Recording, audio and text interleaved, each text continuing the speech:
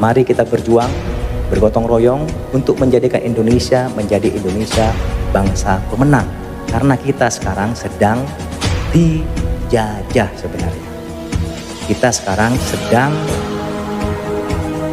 ada pihak-pihak yang punya kepentingan. Kalau kita tidak bisa menjaga itu semua, nggak bisa mengantisipasi, Indonesia akan menjadi negara yang kalah. Tinggal nama. Dan akhirnya NKRI Pak harus harga mati. Itu tidak boleh ditawar-tawar.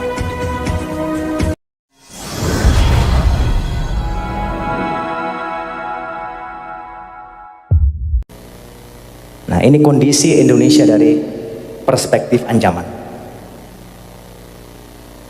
Nah, ini Pak, negara-negara tetangga kita itu jangan dianggap remeh. Mereka punya backing semua Pak. Indonesia dari dulu kita menamakan diri sebagai negara non-blok, tidak memihak kanan kiri. Jadi kita kalau diserang oleh negara lain, kalau kita gak kuat, tinggal nama. Tapi negara tetangga kita seperti Selandia Baru, Australia, Singapura, Malaysia, Inggris, ini membentuk yang namanya FPDA, Five Power Defense Agreement. Jadi organisasi ini adalah organisasi persemakmuran Inggris Raya. Kalau Malaysia misalnya diserang oleh negara lain, maka 5 negara ini juga akan membantu.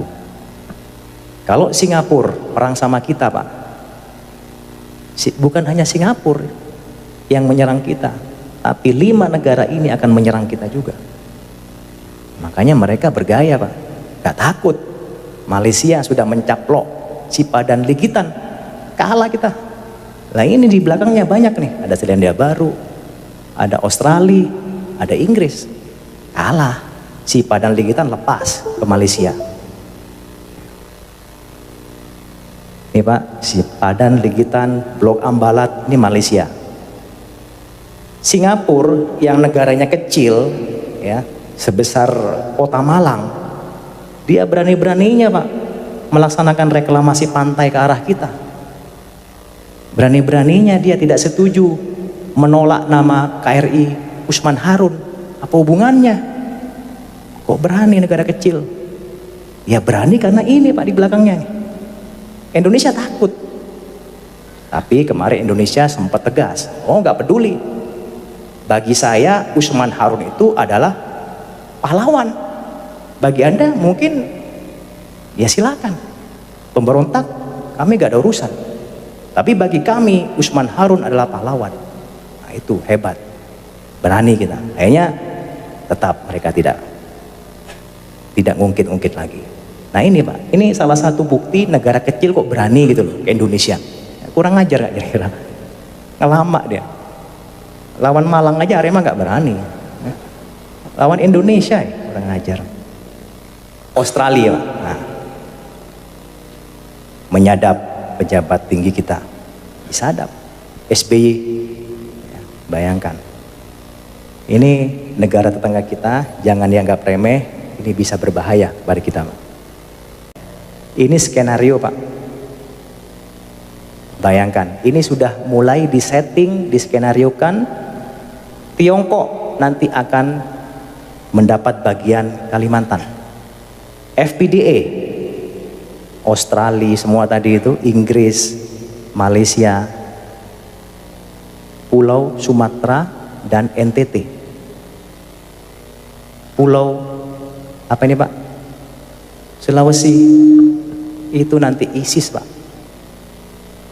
Kemudian ini yang paling kaya raya ini. Ini punyanya Amerika Pak. Ini bayangkan Pak, kita sudah dibagi-bagi seperti itu. Makanya Panglima TNI Pak paling getol sekali. Beliau menyampaikan masalah wawasan kebangsaan. Kalau negara kita, masyarakat kita tidak kuat Pak, seperti sekarang ini, mudah dihasut, diprovokasi, diadu domba, mereka akan mudah sekali Pak membagi-bagi kekayaan bangsa kita ini. Nah, ini sudah ada desain dari luar, Yang jelas biar Bapak semua mengetahui. Ini mungkin orang nggak percaya, ya silakan nggak percaya nggak apa-apa. Tapi ini sudah melalui berbagai data, fakta, informasi yang akurat. Gak usah jauh-jauh Pak, Timur-Timur aja lepas. Apalagi yang sangat kaya. Banyak orang melirik Pak. Timur-Timur hanya sebagian kecil, ada celah timur di situ. Ini sudah banyak sekali yang mengincar. Apalagi Papua. Papua itu kita keruk aja Pak, sudah ada emasnya. Sekarang ada nambah lagi, ada uraniumnya. Siapa yang nggak tergiur? Emasnya gak habis-habis Pak, Freeport itu. Semua emas yang mensuplai Amerika, yang mensuplai Eropa, itu kebanyakan dari Freeport. Ini Amerika nih, oke janjian dia, oke Tiongkok ini kita bagi-bagi, biar kita gak tukaran, saya Papua lah. Anda ya udahlah Kalimantan aja, lumayan tuh banyak ininya, banyak ladangnya, banyak kebunnya. Kemudian FPDA, ya wis. Jawa nih belum nih. Jawa karena masih kuat orangnya. Jawa masih belum berani dia. Tapi sudah ada Pak. Mungkin Jawa nanti jadi negara sendiri mungkin. Mereka diambil oleh Amerika. Karena kan Jawa ya mungkin negara Jawa nanti. Tapi kita Pak, kita harus berdoa semua agar supaya ini tidak terjadi. Bagaimana caranya Pak? Kalau gak kita antisipasi, kita tinggal nunggu bom waktu aja Pak. Ya, di end habis sudah tinggal nama seperti Sriwijaya dan Majapahit. Saya tanya Pak di sini, apakah Bapak menjamin 10-20 tahun ke depan Indonesia masih utuh? Menjamin nggak? Nggak ada yang menjamin Pak. Apakah NKRI masih utuh? Nggak ada yang menjamin.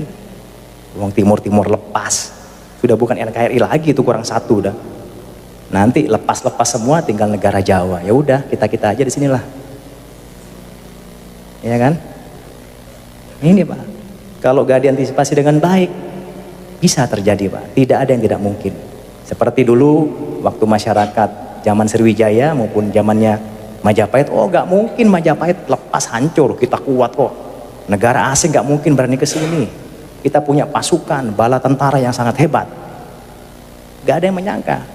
Tapi negara asing lebih pintar Pak, diadu domba, diprovokasi, hancur dengan sendirinya.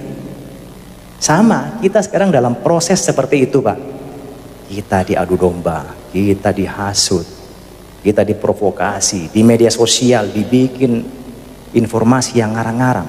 Akhirnya kita terhasut, kita marah, berantem, mereka senang Pak. TNI Polri berantem, wah senang mereka. Wah, TNI-nya udah mulai sama polisi sudah berantem nih, wah senang. Wah, umat Islamnya ini sudah mulai berantem nih. Wah, bagus, senang. Oleh karena itu, Bung Karno pernah mengatakan, Pak, perjuanganku lebih mudah karena mengusir penjajah. Tapi perjuanganmu akan lebih sulit karena melawan bangsamu sendiri. Berbicara masalah PKI, Pak ya. Saya sudah menyampaikan tadi, itu semua ada invisible hands. Ada desain dari luar. Cuman yang saya sampaikan tadi adalah dampaknya Pak. Artinya Indonesia ini ke depan itu akan dibagi-bagi Pak oleh negara yang punya kepentingan. PKI itu salah satu dari proxy war mereka. Ya Pak ya. Tadi saya bilang tadi di sana ada Tiongkok kan, Cina. Mengambil apa tadi Pak? Apa? Kalimantan. Nah, ya disitulah mereka Pak menyebarkan proxy war-nya menggunakan invisible hand-nya. Salah satunya ya PKI tadi. Jadi itu merupakan desain yang kalau kita berpikir itu belum sampai pikiran kita Pak. PKI itu sengaja memang sekarang digambirkan lagi. Tujuannya apa? Yang tadi itu. Tiongkok punya kepentingan kepada bangsa Indonesia. Salah satunya biar kita, bangsa kita semakin carut marut, dimasukkanlah isu PKI. Dibuatlah PKI akan tumbuh lagi. Memang akan tumbuh betul. Kenapa? Kita tidak boleh memungkiri Pak. Orang-orang yang berjiwa komunis itu sudah masuk ke kalangan kita, masuk di pemerintahan, di DPRD, ya, bahkan di ulama, mungkin juga di TNI Polri sudah ada, Pak. Cuman kita gak usah lah, ini kan saudara kita semua. Yang saya bahas tadi itu adalah orang-orang pihak luar yang punya kepentingan. Mereka menggunakan bangsa kita sendiri, Pak. Kasihan, kita menjadi korban. Jadi kita komunis ini menggunakan orang-orang Indonesia sendiri untuk masuk ke berbagai kalangan. Tujuannya apa? Misalnya dia masuk di pemerintahan, misalnya dia masuk di DPRD, sudah ada deal-deal. Nanti kalau Anda menjadi anggota dewan, kalau Anda menjadi pejabat Pemkot, tolong buat kebijakan yang menguntungkan saya. Nah, itu sudah deal-dealnya, Pak. Ya mungkin Bapak lebih tahu lah, gak usah saya bahas lebih lanjut, nanti tidak elok. Ya, itu sudah ada deal-dealnya. Jadi sengaja menggunakan pihak-pihak orang kita sendiri. Memang itu sudah ada, Pak, tapi semua itu desain yang lebih besar yang saya lihat tadi, itu ada dari negara-negara yang punya kepentingan. Saya kira itu, Pak, ya. Terima kasih.